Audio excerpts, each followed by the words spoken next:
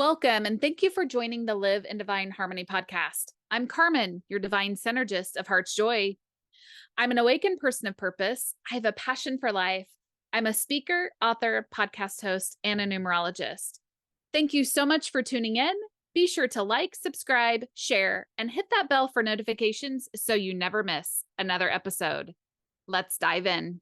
I get asked a lot, how did you become a divine synergist? Or how did you get started with what you do? And that's after when I've been asked, oh, what do you do? And honestly, that phrase, that question is like nails on a chalkboard for me.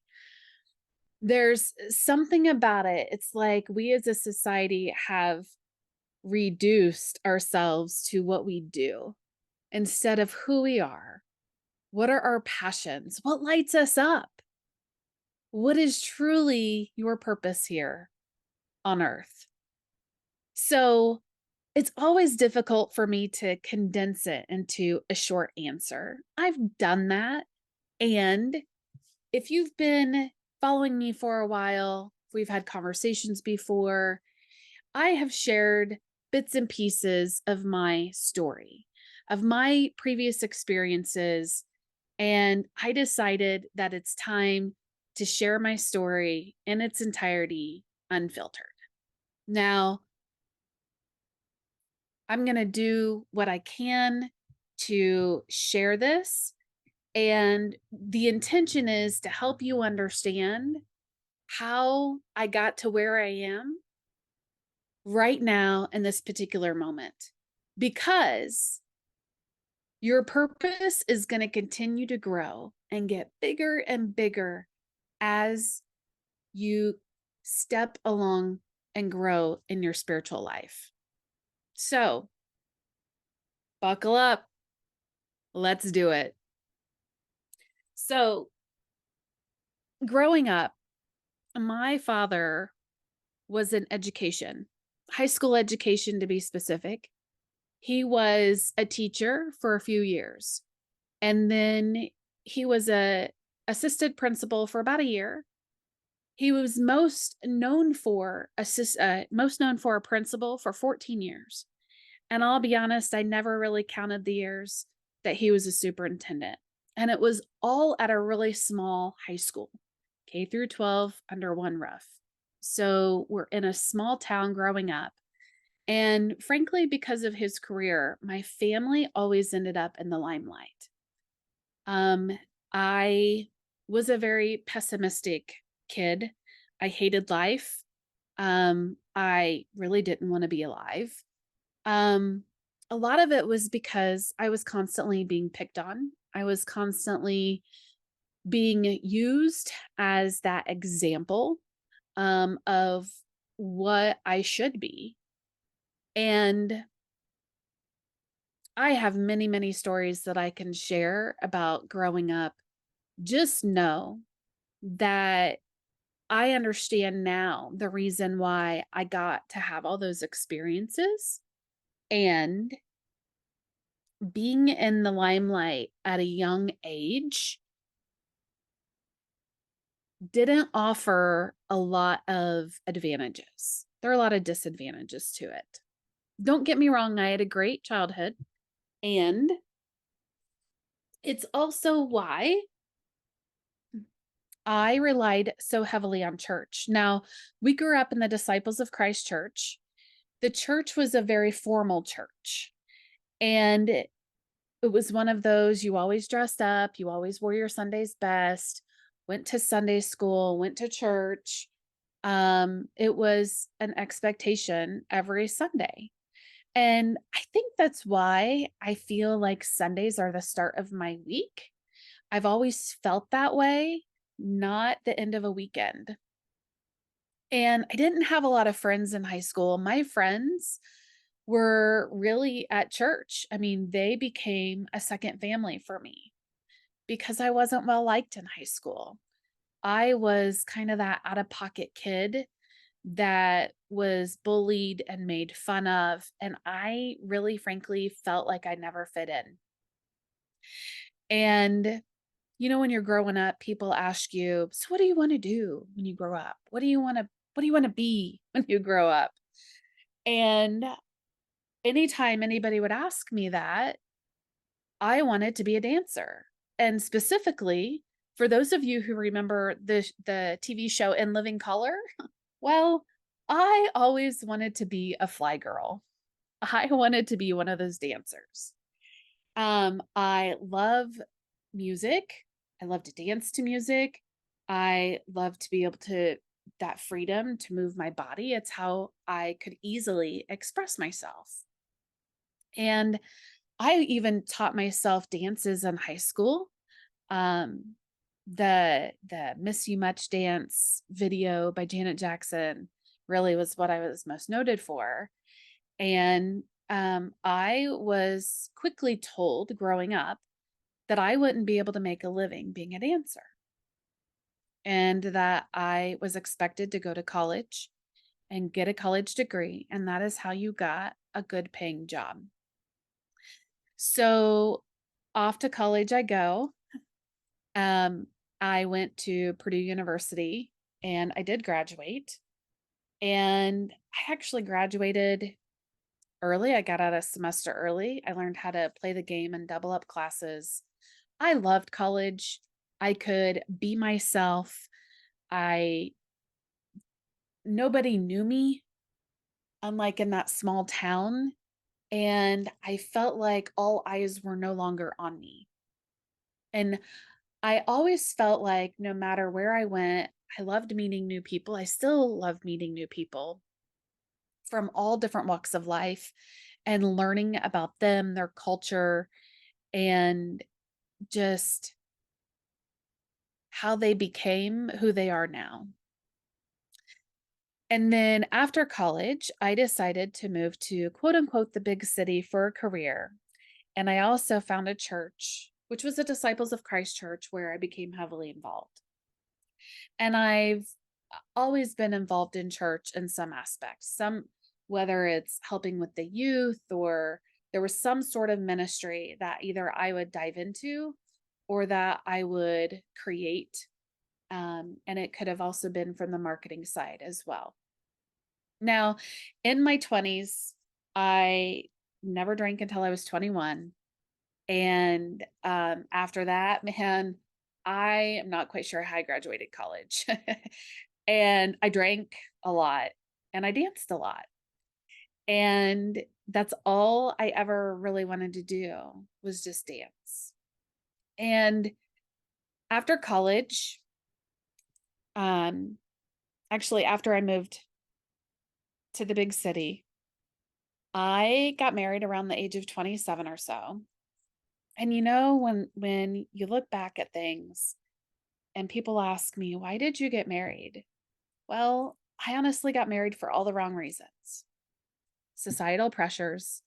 This is what you need to do before age 30. You settle down, you marry, you have a kid or two or three, and the white picket fence, you got to buy a house, you got to do this, and you got to do that. And I really didn't know it at that time. At that particular time in my life, I was really living someone else's life. It was not my own at all. And I really didn't see it. I admit that I was a horrible wife. I didn't even know who I was. If you were to have asked me then what I liked, what I wanted out of life, what my hobbies were, I would not have been able to tell you at all. I ended up seeking men outside of my marriage for short-term happiness instead of owning up that I was unhappy and that I just wanted out. And, owning up to the fact that, hey, I had made a bad decision in the first place. And it was a short lived marriage and, frankly, a karmic relationship, which at the time I didn't realize it. We actually had past lives together. And after that short lived marriage, depression found me for about a year, and I ended up being suicidal. And it's interesting when I share this part of my story because the people who know me now, it's hard for them to know that I could ever have that emotion or be in that mental state. And I was. And I can remember specifically the person who I reached out to, what I said, what those thoughts were, and they were able to immediately get me help. And getting on meds for me at that time was what was able to get me over the hump. And I actually stopped going to church during the span of my 2.5 year marriage. I was told that he would go to church with me, and he never did. And that was very important to me at the time, that we go to church and we become involved. And it was always an argument with him. And I was not proud of who I was in that marriage, as far as, they say with the 5 people you hang around with, that's who you're going to become. And I became a person who I didn't like when I looked in the mirror. I didn't like who I was when I was with him. And after the divorce, I slowly worked my way and going back to church. And I'm thankful that the church that I had been attending to for so long, that they had taken me back with open arms. And I found myself getting back into volunteering again and meeting new people. And I also found myself asking myself, why am I here? So there has to be more to life than working, than eating, than sleeping, than spending time with family and friends. Because remember, I had no clue what hobbies I had, what passions I had. I guess you could say drinking was a hobby at the time. I was busy volunteering, meeting people, and going out, and literally living life on repeat like that.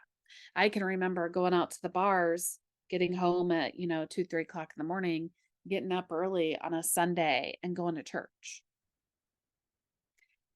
And I always would keep myself busy, so busy to the point that I actually rarely would cook for myself. I was constantly eating out on the go or meeting with people to eat out.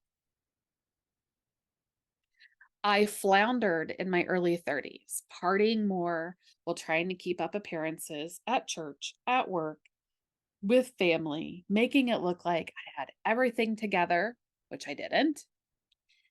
And when I turned 35, I actually had a meltdown. I mean, some would even call it a midlife crisis, and a few of us joked about it at the time. I was not where I wanted to be in life, at least not according to what I was told societal standards were at that particular time. And I continued to make really poor decisions with drinking, with men, and I continued to find myself in unhealthy relationships, frankly, because I didn't value myself. I didn't love myself. I had no boundaries. And I'm not even sure if you could call it a relationship that I would have with these guys, because I would engage in one night stands.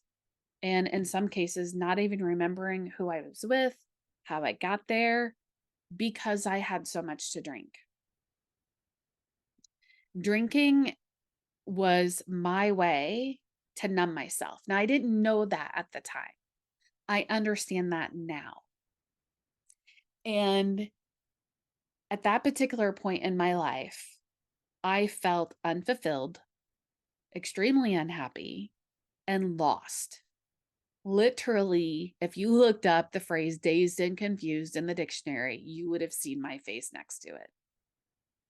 I would ask my pastor for guidance. I would ask anybody outside of me for guidance. Help me. Why is God doing this to me? What did I do wrong? What am I being punished for? And I would continue to seek short-term happiness. And it literally felt like I had a black cloud following me around everywhere I went. And I really just I couldn't understand why these bad things kept happening to me. I really struggled with my relationship with God. Why would you allow these bad things to happen to me? What did I do so wrong? Which I had a couple of ideas, right? Well, I've done some things I'm not proud of and made some really not great decisions. And so is that why? Is that why I'm quote unquote being punished? And I'm sharing with you, these were my thoughts at the time in my life where I had no clarity about who I was, what I wanted, or where I was going. Now, my curiosity finally got the better of me, and I started to search to that answer. Why am I here? I started to take a few online courses, which was the start of my quest. I was unhappy at my job by now. And at that time, I'd been with the company for several years. In fact, I really grew up there. When you look back where I worked, I started there shortly after I had gotten married. And I grew up there. I worked there from my late 20s to my early 40s. And let me tell you, a lot of maturity happens during that time frame. And I'm thankful that they showed me the grace that they did and really molded me in a way during that time frame.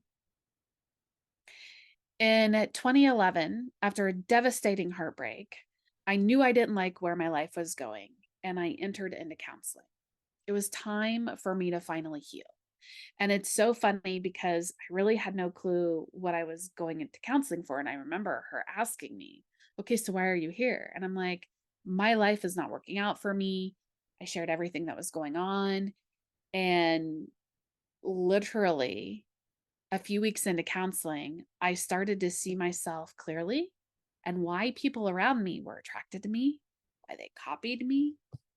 And she said to me, you are a force to be reckoned with. And I'm thinking, what are you talking about? Where is this coming from? It literally took me weeks to see what she saw in me. And when I did, that was life changing. She also had me create a list of what I wanted out of a partner and a relationship.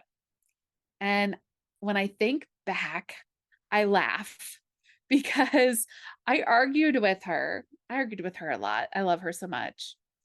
And I argued with her and I said, this person does not exist. Really? The person that I wrote down on paper, you're telling me this person exists. And it was when I finally started to understand my value, literally that shifted everything. I went from having promiscuous sex to having no sex. Like I needed to be in a committed relationship before I went down that path with you. And it also changed how I showed up at work because now that I started to see myself clearly, I realized that my job in corporate land wasn't for me. My manager had been lying to me the entire time, just telling me what I wanted to hear. Yes, we'll give you this promotion, and yes, you can have this. And none of it was true.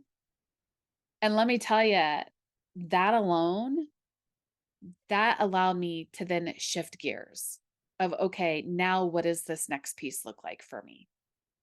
So I started to network my ass off. I believe it was like a solid 2 years where I was networking as many places as I could go. I had personal business cards that I had made, and I was really looking for a job in marketing. I wasn't working in marketing at the time. I was, I had experience doing marketing before. I was not in marketing at the time. And I had been planning events for church and for other nonprofits that I was involved in. I was doing fundraisers. I could do that stuff in my sleep. And that was my focus, was simply to go get a job. And it was so interesting because a lot of people said, "Hey, we're not going to hire you because you're not doing it for a living right now." And it's kind of like, I used to do marketing for a living. I've been in this other job for a while. I have transferable skills. I'm doing it on the side for church, for other nonprofits that I'm involved in. I can show you results quickly. And by the way, I truly believe everything happens for a reason, because in 2013, it was suggested for me to meet up with two people, Melissa and Lindsay. And by the way, they didn't know each other. The reason why these people were suggested that I meet up with them is, one, to meet up with Melissa to have my chakras balanced. And the other one, Lindsay, because she was starting out as a life coach. And you know what? She could totally help me. And I was like, awesome. I said yes. No clue what I was getting myself into.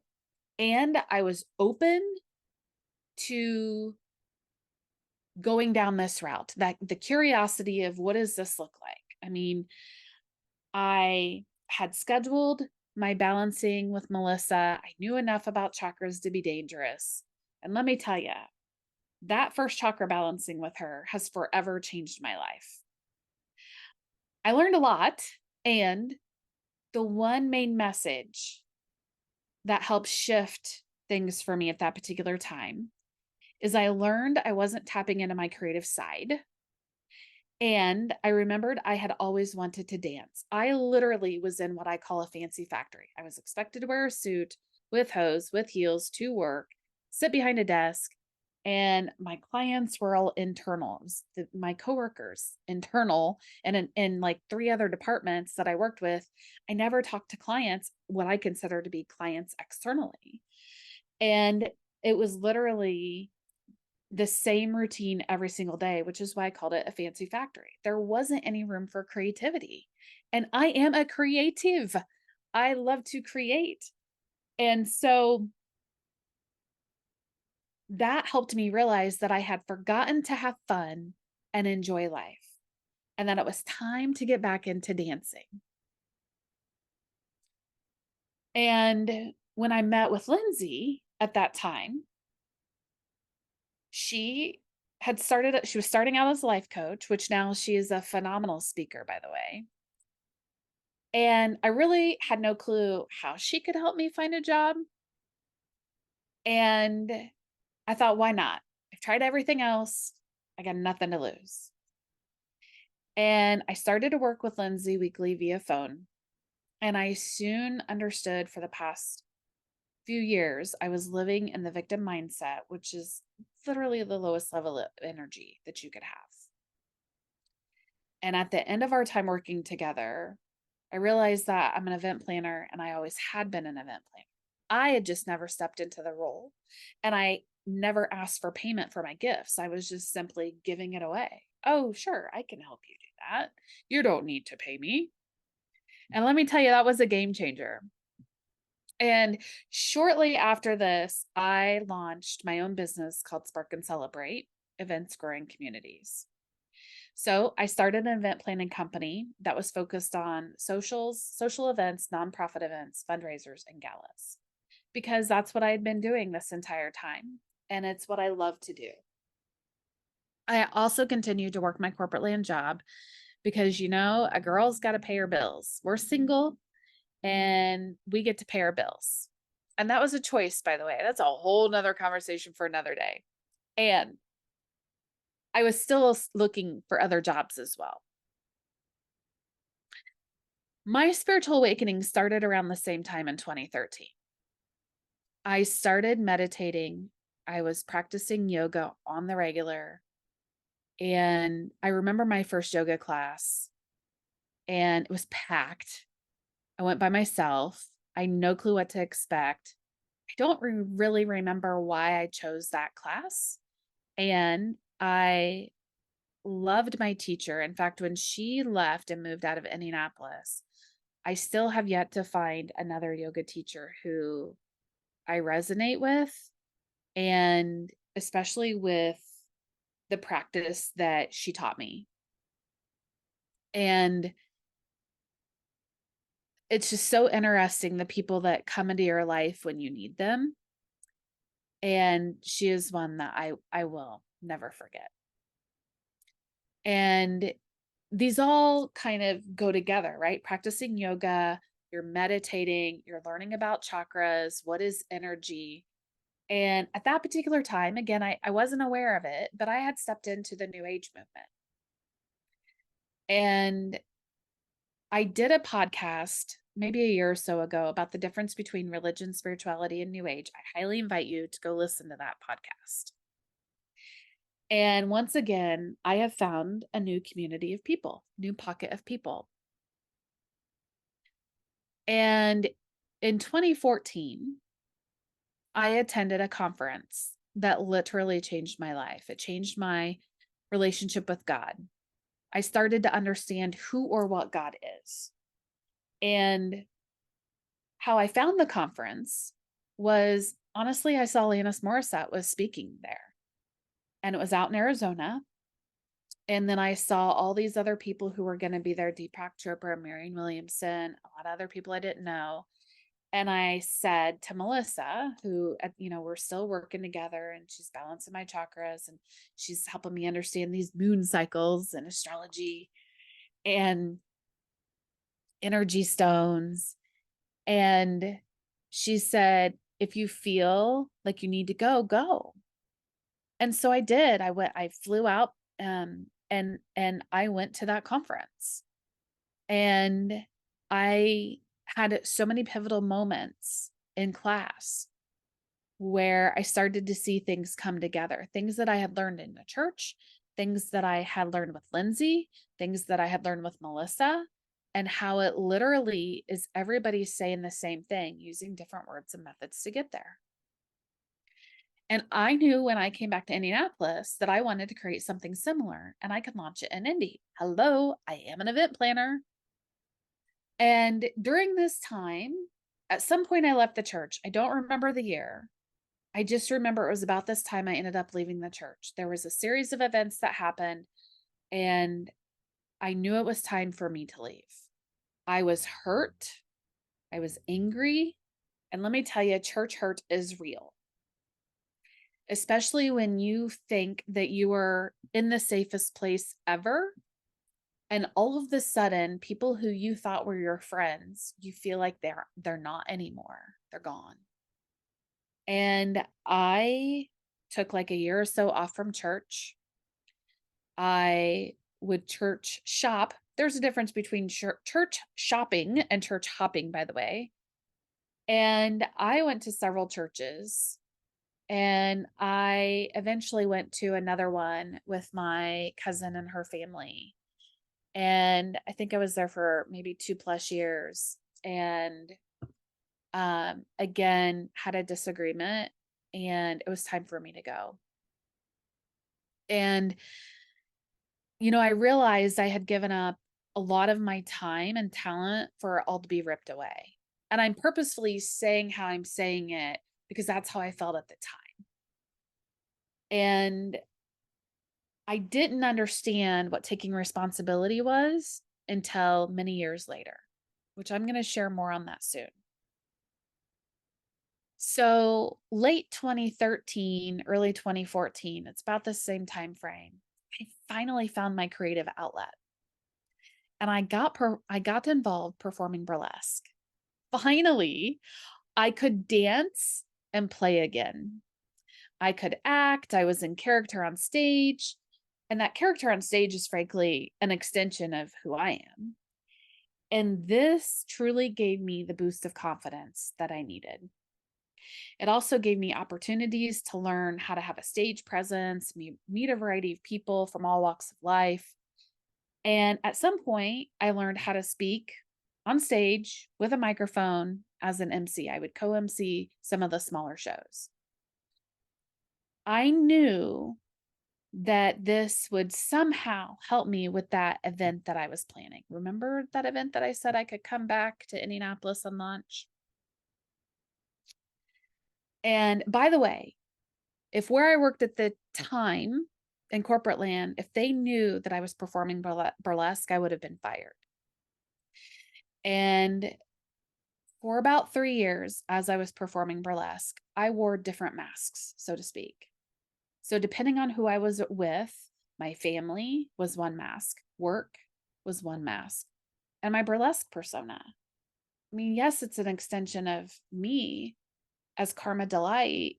And I still felt like I had to be all these different people. I had to be somebody different depending on who I was with. And again, who is Carmen really? Who am I? What am I supposed to be doing?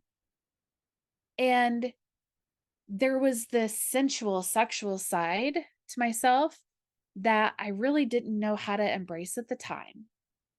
I only knew how to turn it on and off. And let me tell you, I got a ton of great stories performing burlesque. We'll save those for another time. So again, during this time, I'm still seeking my purpose and I just want to experience fulfillment. And remember that event I attended in 2014? Well, I started planning my own event for Indianapolis. So let's fast forward to 2016. I started relationship coaching. It's with a gal who's out in California. And I decided it was time to start dating again and having healthy relationships with men. And during that process of relationship coaching, I learned about myself, my triggers, my traumas, my limiting beliefs. And I frankly started the healing process again. You know, it comes and goes in waves and in layers. And as I was learning about myself during this relationship coaching, I started to speak up for myself at work, which, by the way, did not go over well at all. And in 2017, I was let go of a job I was unhappy in. And honestly, I'm not proud of how I showed up in the last 3 years or so while I worked there. And I can remember saying, God, you can take me out of this. I know that you have the power to take me out. Take me out. I want it out. And that May of 2017 is when I was let go, and I was scared. I also felt like God said, you've learned everything there is to learn here in corporate land. And now it's time for you to focus on this event that you've been dreaming about since 2014. You've been dabbling in talking about it and looking at venues, laying it out. And so now this is what I want you to do. And I had my business. The business was launched. The LLC was formed. I'd done some contract work, some pro bono work, because people want to see, oh, is she, can she really do what she says she can do? Got to make a name for yourself, right? And so there were some decisions that needed to be made. And I fulfilled the rest of my commitments I had at the time performing burlesque. And my business then shifted from event planning to more of a new age business. And honestly, at that time, I told you it was a spiritual business because I didn't understand the difference between the two. And I stepped into using my spiritual gifts and getting comfortable with my intuition. I knew what my purpose was. I knew I was not meant to work in corporate land. That was the second time I was let go for no good reason at all, which I understand in the state of Indiana, you're at work at will state and you can be let go for anything. And I knew what God's plan was for me. It was my business. It was this event. It was to do this event. And I saw the bigger vision of where it could go. In fact, I remember sharing the event with Melissa during a chakra balancing. And I remember her looking at me saying, girl, you just need to get one day under your belt. Because the event idea is really that it's a weekend event, a Friday night, Saturday night, Sunday, and that it's for families, like it has all these different layers to it. And we're going to be traveling city to city to city. And she goes, just get one day under your belt. That's all you need. Now, mind you, after I was let go of my job in May of 2017, I had gathered a group of friends, individuals to help plan this upcoming event. Remember that event that I keep mentioning that I said I would do here in Indianapolis? And that planning would continue until 2020 because I knew the vision. I felt my passion. And at that time, I thought I understood what my purpose was. And so my unemployment ran out at the end of 2017. I didn't receive any severance after almost 15 years of working there. And yeah, I looked for jobs. I did. And I chose not to get a job paying the bills. I just knew in my bones what my purpose was, and it was this event, and that's what I'm supposed to be doing. And so in December of 2017, I ended up filing bankruptcy. And I remember talking with family members and my financial advisor at the time. And they're like, look, this is what the laws are for. And for me, it was the biggest mind F ever. I felt like a loser. Um, I I really thought I was going to be homeless at that time. I remember waking up one day and I just cried. And I called my dad and I told him, I'm afraid I'm really afraid that I'm going to be homeless. And I still wasn't taking any personal responsibility. I had no clue what it was at the time. And this was the tower moment that I needed. I needed to experience it. It allowed me to see that my relationships were codependent, and that relationship included the one with God that I had. I still didn't have a healthy relationship with myself. And if I didn't have a healthy relationship with myself, how could I have a healthy relationship with God? And this whole experience actually led me closer to God, closer to Jesus. It was the lesson of believe that the money is there. Believe that you are abundant. Believe that you are worthy to receive. Believe in your vision. Believe in your passion. Believe in your purpose. And then trust. I never say trust the process. It's trust yourself. Trust how you're showing up. Trust God. Trust the universe. And throughout 2017 and 2018, I was seeking something. I was a horrible friend at the time. I made it all about me. I was in a victim mindset again. I was in scarcity. Clearly, I ended up filing bankruptcy. I needed something to get me over the edge. And I didn't know what it was until I had two people who came to me. I'd say within about a 6-month time frame in 2018. And they shared with me about a local leadership and coaching program. And I remember the first gentleman who shared it with me. He said, I know you really like Tony Robbins, and I think that you would really like this leadership program and it could help you. And I was in such a victim scarcity mindset at the time. I remember looking at him and said, that's great for you. I'm happy for you. I can't afford that. I can't afford $1,200, $1,400 at the time. What are you talking about? And then my friend at the time, who I was a horrible friend to, by the way, she came to me and said, hey, have you heard of this before? And I laughed and I said, I have actually. And she goes, well, somebody just told me about it and I think I'm going to go through. And I said, you know what? You go through. We had done all this stuff together. And I thought, I can't afford this. What is she talking about? And I told her, you go through and then you let me know how it is. And I remember hearing a shift in her voice. There's 3 parts to it. And after part 2, I heard the shift in her voice. And I was like, okay. She helped me find the money to go through, to sign up. And in January of 2019, I went through the local leadership and coaching program.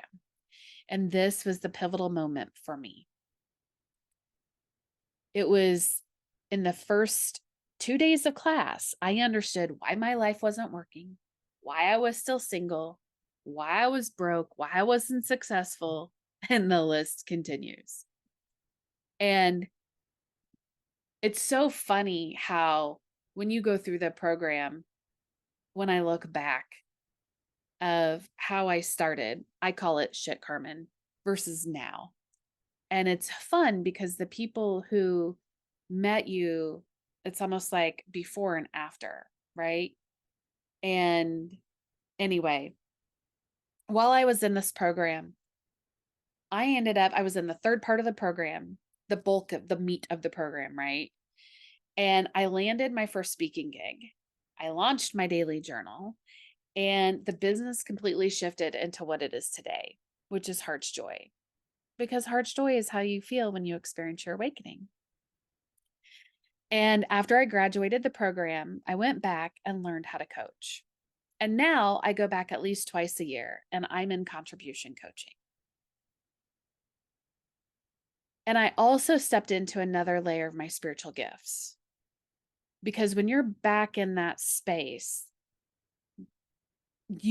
as you are in contribution, you continue to expand as well. And in 2022, early 2022, I started to see, no, was it early 2022? I started to see some of my gifts. It was early 2022. I started to see some of my gifts, my spiritual gifts that I've really leaned into here in 2023. And every time I find myself closer to God, because each time I uncover who I am authentically, and that leads me closer to my relationship with God, with Jesus. This is not taught in churches. You see, what I thought was my purpose continued to grow as I grew.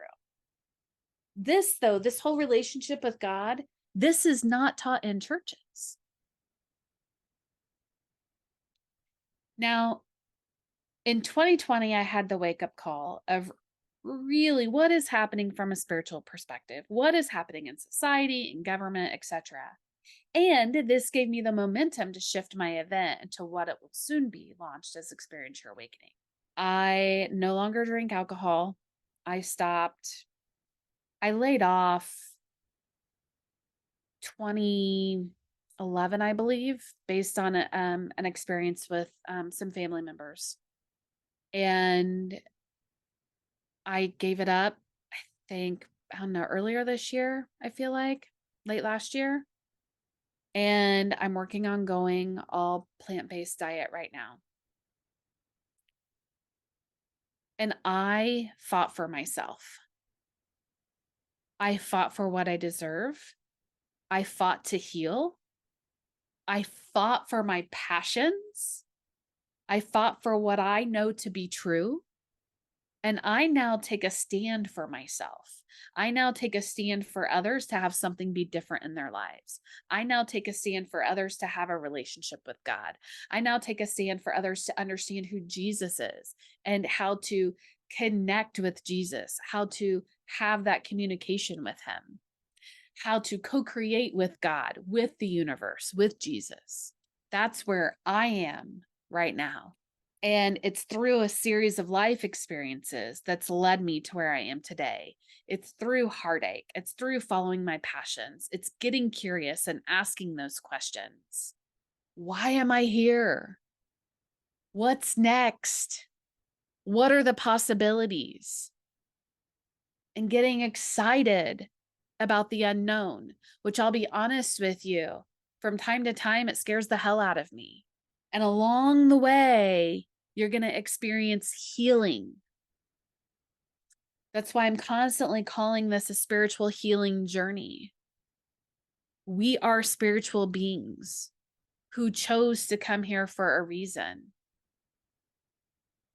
Don't get your job confused with your purpose. Your job is a vehicle for you to magnify and walk in your purpose every single day.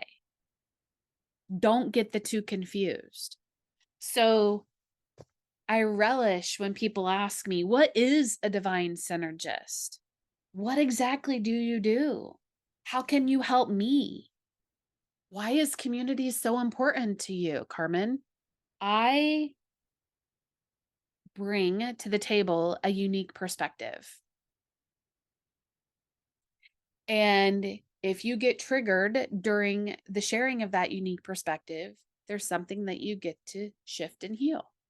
Community is extremely important to me for multiple reasons, as you have heard throughout my time of consistently creating pockets of community wherever I go.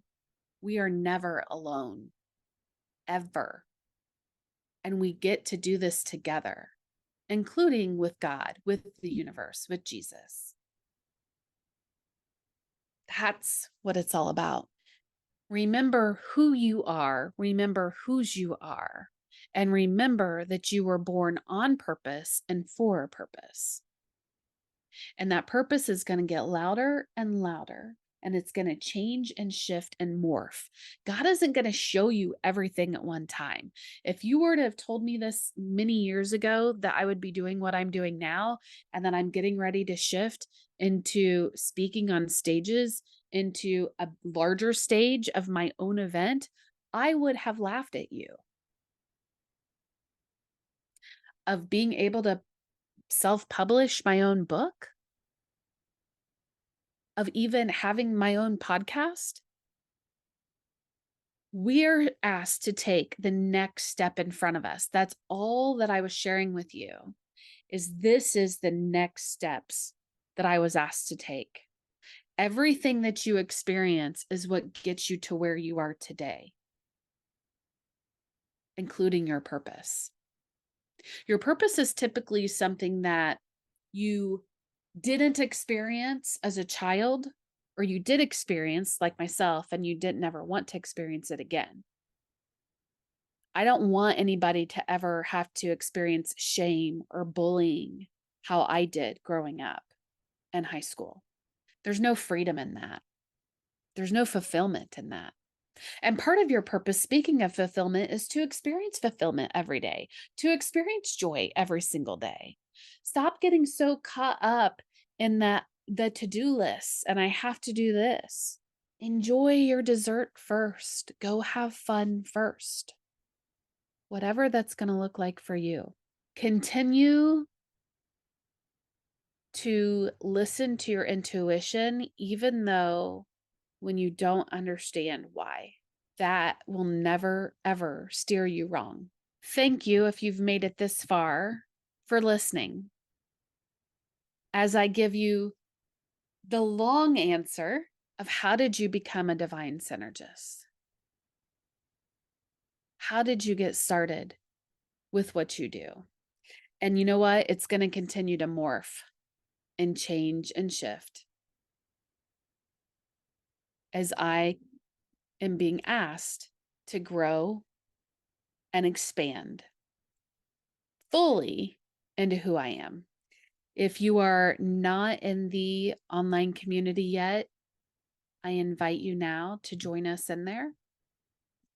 Happy to have a conversation about anything that was shared in tonight's podcast episode.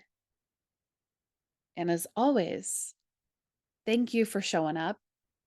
Thank you for showing up as you, your authentic self. Thank you for sharing your joy and passions with other people. Until next time, sending you much love.